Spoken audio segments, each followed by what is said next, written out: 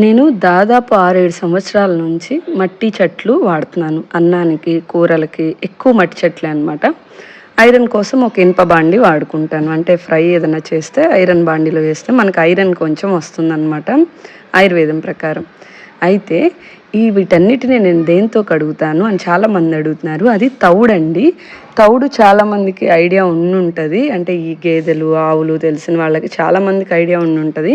తౌడే ఎందుకు అంటే, ఒకవేళ మనం కడిగిన దాంట్లో రెసిడ్యూస్ మిగిలిపోయినా కూడా తౌడు మనం ఇంటేక్ తీసుకోవడం వల్ల మనకు వచ్చే నష్టమేం లేదు. తప్పకుండా మీరు ఏ లిక్విడ్ వాడినా మనకు తెలియదు అన్ని గిన్నెల్లో కొంచెం కూడా మిగిలిపోలేదా అని.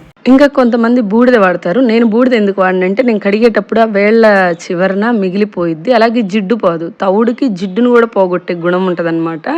ఇది నేను ఫైండ్ అవుట్ చేసుకున్నది. కొంతమంది బూడిద, తౌడు, నిమ్మకాయ, ఉప్పు ఇవన్నీ కలిపి కూడా రుద్దుకుంటారు. నేను వాడేదానికి ఒక్కటే రీజన్ అండి. ఎందుకంటే అది ఒకవేళ మిగిలిపోయినా మన ఫుడ్లోకి వచ్చినా మనకే నష్టం ఉండదు అన్న రీజన్తో దాన్ని వాడుకుంటాను. ఇది అందుబాటులో లేకపోతే శనగపిండి కూడా వాడుకోవచ్చు.